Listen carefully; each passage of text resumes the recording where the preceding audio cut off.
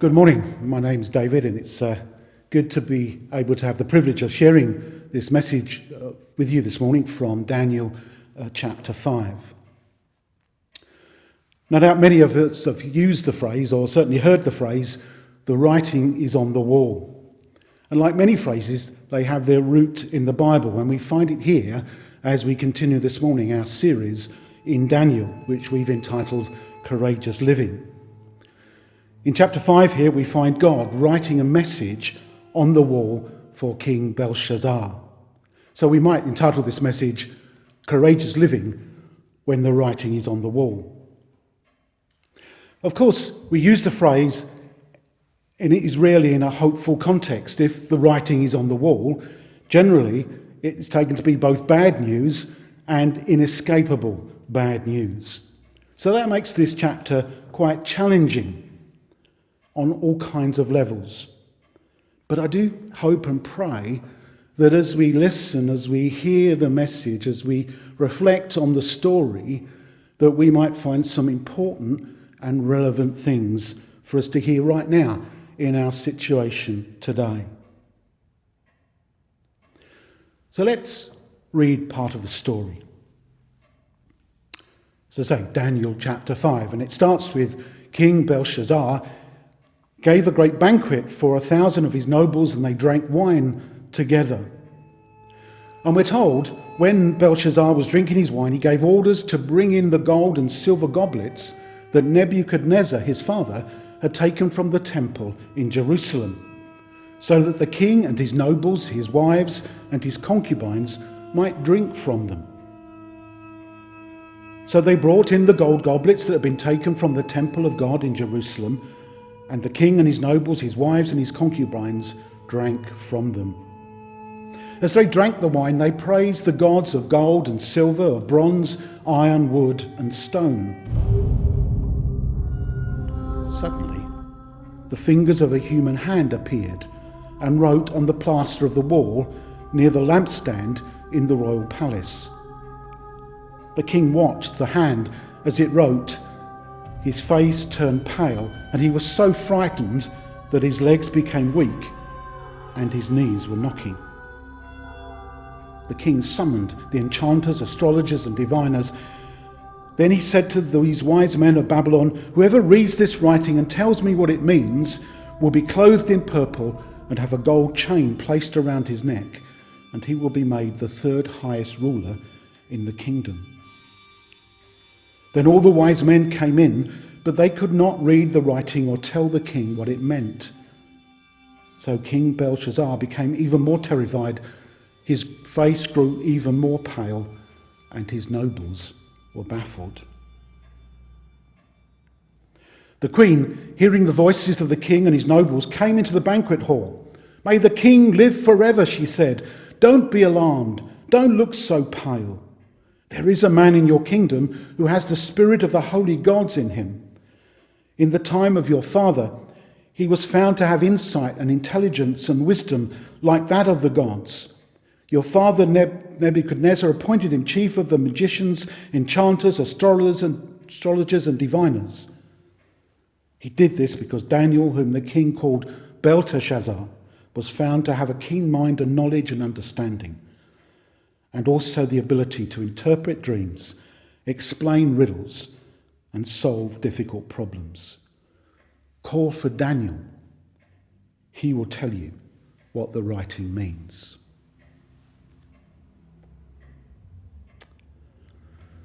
So we pick up the story in chapter 5, and there is a new king on the throne. Nebuchadnezzar had died at the end of chapter 4, and we find a new king on the throne, Belshazzar, not to be confused with Belteshazzar, which was, of course, Daniel's exile name. We actually think that Belshazzar was a regent king, left in charge by his father. Anyway, we hear that Belshazzar has arranged a great feast for 1,000 of his courtiers. The interesting thing that we know is that from the end of the chapter, and certainly from historical record, is that about this time the Persian army was on the way, if not actually at the city gates. So why in the face of apparent and imminent danger, do they party?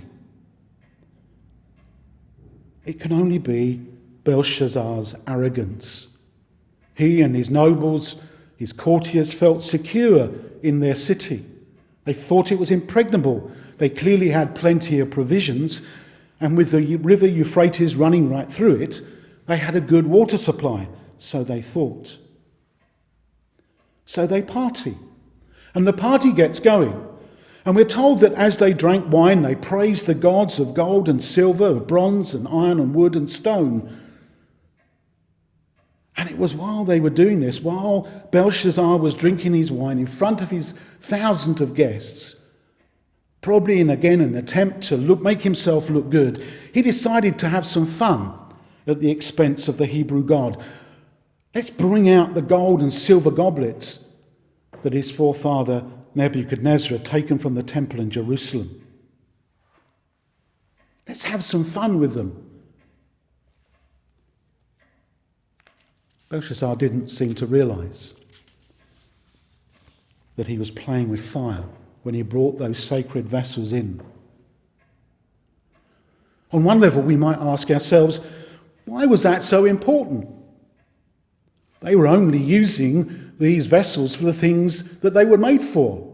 Cups are made for drinking out of. Why should God then want to make such a fuss? Why would God want to draw a line here and say this was not allowed? It was because Belshazzar was using these to toast and praise these other gods. In effect, he was saying, in his view, the God of the Jerusalem temple had no power, no reality in Babylon.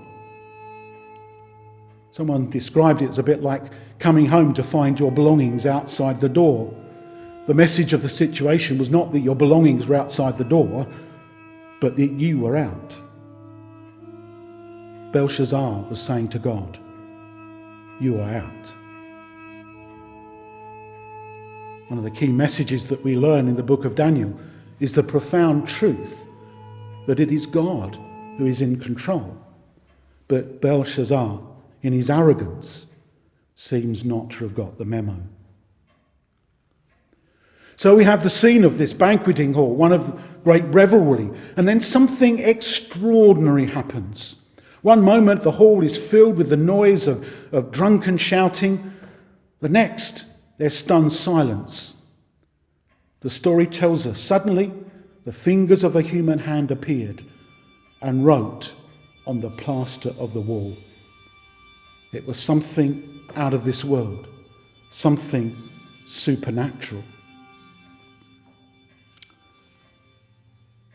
I was reminded last week, thinking of the wall, the plastered wall. I was reminded of a story of a painter and decorator who happened also to be called Daniel, who'd won the contract to paint the walls of a large church. But so that he could make some extra pounds, he decided that he would thin the paint down so that he didn't have to buy quite so much. Anyway, one afternoon, Daniel was alone in the church, and suddenly he heard a voice. Daniel, Daniel. He was instantly struck with terror. Who is it? He says. It's God, comes the voice. I've only one thing to say to you, Daniel. Yes, Lord, said Daniel. And God said, Daniel, repaint and thin no more. I'll just pause a moment as you throw something at the screen. Belshazzar, we're told, turned pale when he saw the writing, was so frightened that his knees knocked together and his legs gave way, a bit like I feel every time I preach, certainly every time I tell a joke like that. Having seen the writing appear on the palace wall, now Belshazzar's only desire was to discover what it meant. And in his desperation and terror, he calls for his enchanters, astrologers and diviners, the so-called wise men of Babylon. And as soon as they appear, he offers them great reward if they can tell him what the mysterious hand has written and to give its interpretation. But despite all he has promised, none of them could read or explain the writing. I'm reminded of Paul's words in 1 Corinthians 2:14. The person without the Spirit does not accept the things that come from the Spirit of God, but considers them foolishness and cannot understand them, because they are discerned only through the Spirit.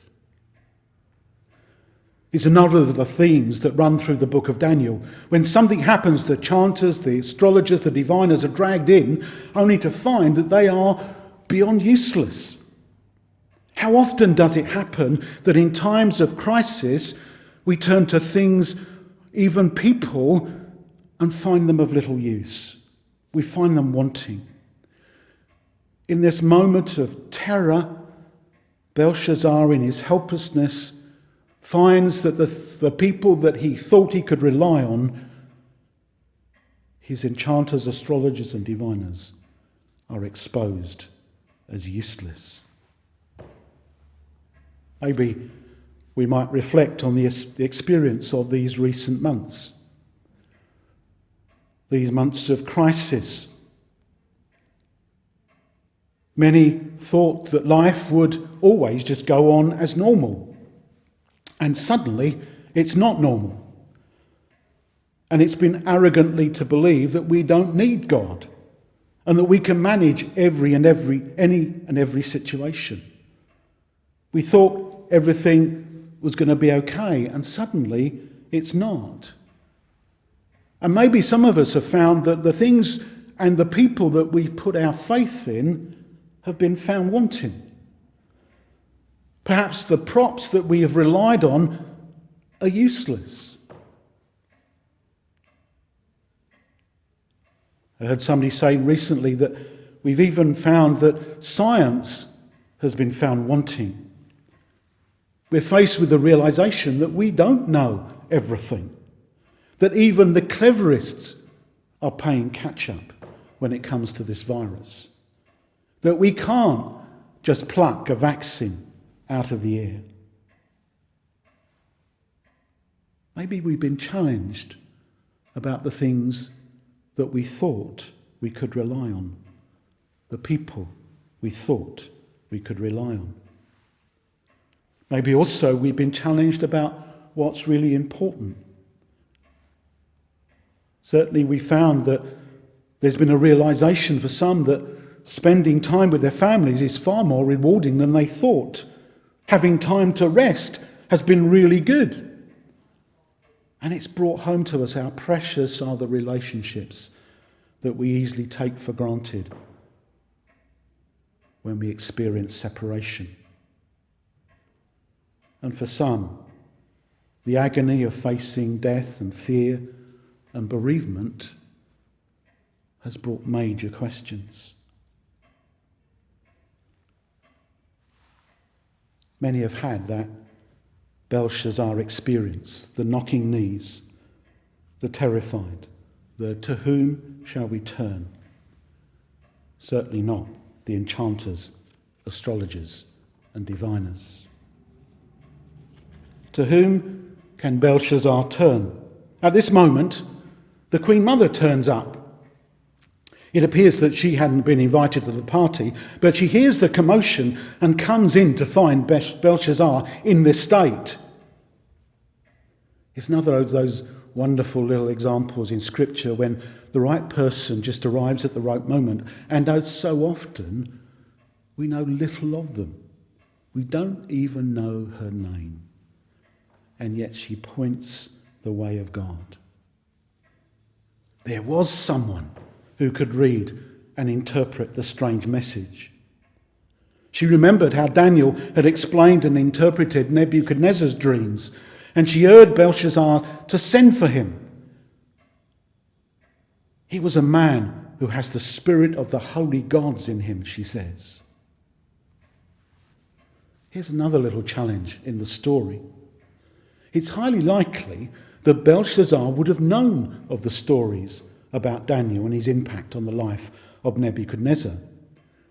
Daniel is still alive, although perhaps not so much in the public eye, but he is still around. Some have suggested that Belshazzar had in fact deliberately ignored Daniel when looking for his answers about the writing on the wall. Maybe he was worried about the answer he might get. How often do we do that? How often do we not go to the right people for advice because we fear that they would say something that we don't want to hear? Nevertheless, Daniel is summoned. But even now, even given the situation, Belshazzar's arrogance comes to the fore once again. And the first thing he says to Daniel is to put him in his place. He says to him, "Are you Daniel, one of the exiles my father the king brought from Judah?" In other words, he's saying, "Daniel, before you say anything, just remember that you are a foreign exiled slave. And remember, I am the king." He is the only one who can help him, but Belshazzar still feels the need to assert himself, to put him down, to undermine Daniel, to show his contempt for him. Again, as Paul writes in 1 Corinthians, "For the message of the cross is foolishness to those who are perishing, but to those of us who are being saved, it's the power of God." So having undermined and put Daniel down, bizarrely the next thing he does, out of desperation, he offers Daniel riches and power. He offers him the riches, the position of the third highest ruler. Remember that effectively Belshazzar is second in command. He is a regent king. So the only position he had to offer was the next one down, the third one down. Daniel is not interested in reward. Here is a man of faithfulness and integrity. It's worth stopping for a moment here and thinking about Daniel at this point in his life. As we know, here is a man who was brought from his own country. He was in exile. He was enslaved, put to work in the Babylonian civil service. But yet he had remained faithful to God, even under the most extreme pressure, both on him and his friends. And even if we say that Daniel was, say, 14, 15 when he was exiled, we don't know exactly. We know he was a youth. By now, he is into his 70s, maybe around 80. So Daniel, shall we say, is now mature in years. He may even have retired from public service. It's interesting that we often tell the stories of Daniel as children's stories. I've heard the stories of Daniel in the lion den and other things like that, and children invited to dare to be a Daniel, which is great.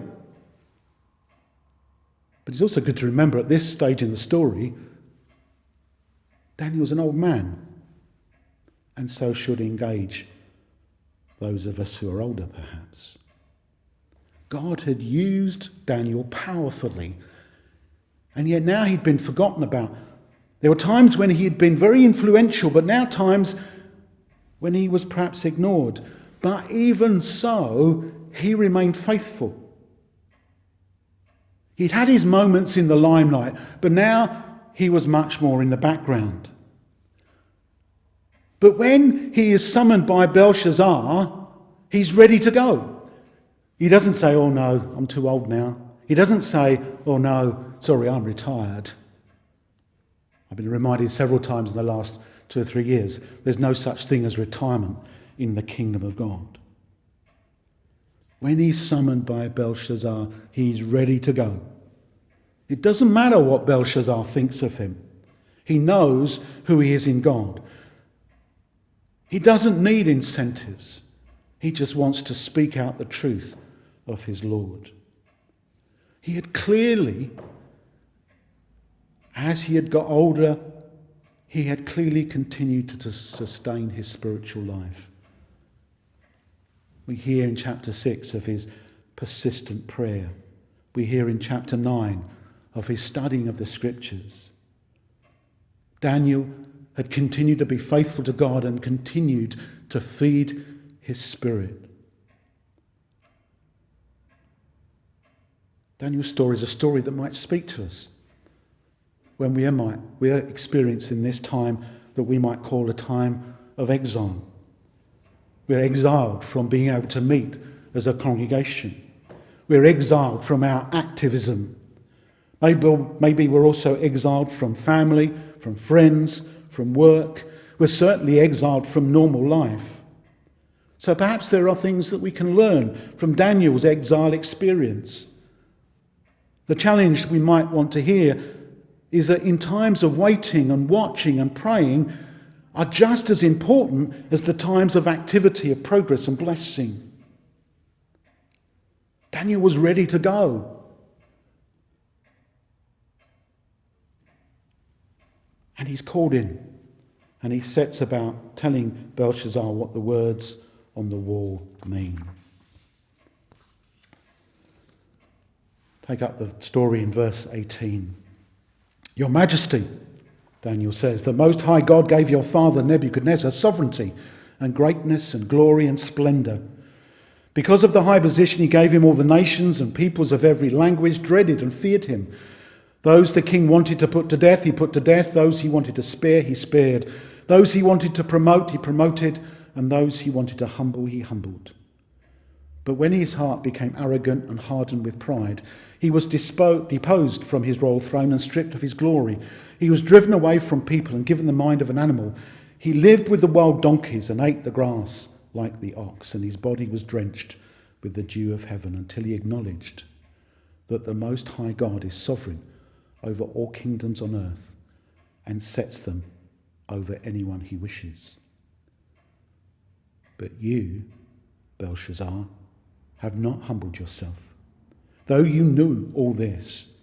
Instead, you have set yourself up against the Lord of heaven. You had the goblets from his temple brought to you, and you and your nobles, your wives, and your concubines drank from them. You praised the gods of gold and silver, of bronze and iron and wood and stone, which cannot hear or see or understand. But you did not honour the God who holds in his hand your life and all your ways. Therefore he sent the hand that wrote the inscription. This is the inscription that was written. Many, many tekel parsin. Here is what the words mean. Many, God has numbered the days of your reign and brought it to an end. Tekel, you have been weighed on the scales and found wanting. Parsin, your kingdom is divided and given to the Medes and Persians. Then at Belshazzar's command, Daniel was clothed in purple, and a gold chain was placed around his neck, and he was proclaimed the third highest ruler in the kingdom.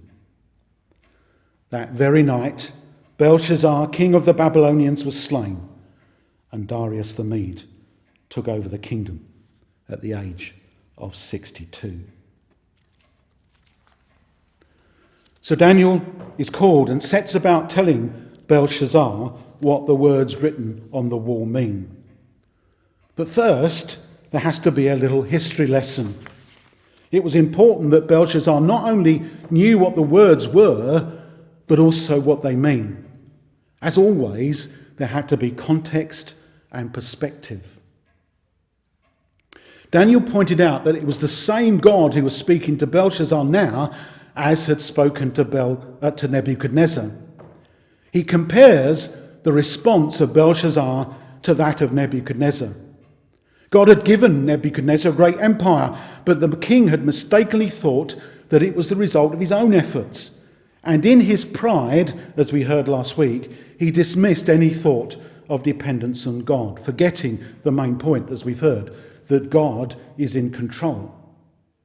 This was his undoing, and he was humbled by mental illness, which made him think he was an animal, as we heard last week. Eventually, he learned his lesson, and God graciously restored him to his throne. In a nutshell, Daniel says, we'd been this way before, but Nebuchadnezzar got it. Sadly, you, Belshazzar, haven't. But you, Daniel says, and you can imagine him pointing the finger at Belshazzar, but you have not humbled yourself. Though you knew all this, instead you've set yourself up against the Lord of heaven. Verse 22. Perhaps the most challenging part of that sentence is not the but you, but the though you knew all this. Belshazzar is not being told something that he didn't know, but something he'd chosen in his arrogance to ignore, or even worse. He had chosen instead to praise the gods of gold and silver, of bronze and iron and wood and stone, which Daniel says cannot hear or see or understand. Again, the challenge, what is it or who is it that we put our trust in? Challenge us to remember how easily we can forget about the power of God to change and redeem. It challenges us to remember the God who hears the cries of our hearts, the Father who loves us and sent his Son, Jesus, to die for us. Finally, Daniel tells him what the words mean. The words consist of terms that designate value and weight. And Daniel tells him that what they mean is that God has Belshazzar's number. He's been weighed, he's been found wanting, and as a result, his kingdom is about to disintegrate. As one commentator puts it, Belshazzar is finished, flimsy, and fractured. God has judged Belshazzar's kingdom and finished it. He has been weighed in the balance and found wanting, and the end result was his kingdom was given over to the Medes and the Persians.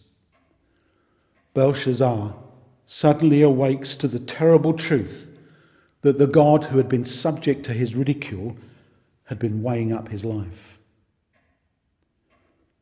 Verse 30 begins, that very night.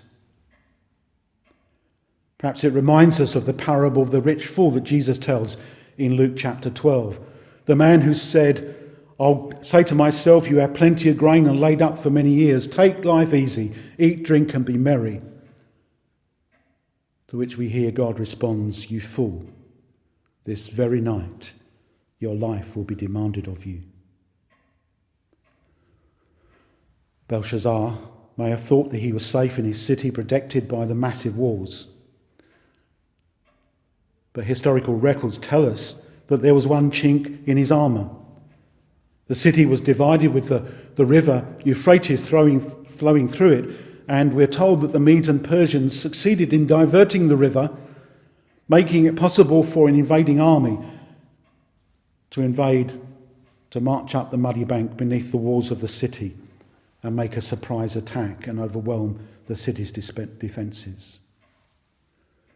Interestingly, there's also an ancient historical account that reports that on entering the city, the Persians killed the Babylonian king, who they described as a riotous, indulgent, cruel, and godless young man. It's not a story with a happy ending. Certainly not for Belshazzar. For him, the writing is on the wall. But it is a relevant, important, and challenging story that is worth our reflection. There is the challenge to the arrogance of the human heart. There is the challenge to think about our values, about what's actually important to us. To whom do we turn? To what do we turn in the time of crisis? To think about how we might feed and sustain and encourage ourselves in a time of exile. Can we dare to be a Daniel? Can we be those people of faithfulness and integrity, not just when we are actually actively influential, but also when we're actively ignored? To be faithful, to have faithfulness and integrity, not just when God is clearly at work, but when there's times when it's not so obvious.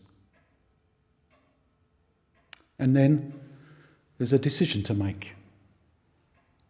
Both Nebuchadnezzar and Belshazzar had a decision to make. And their responses are held in stark contrast.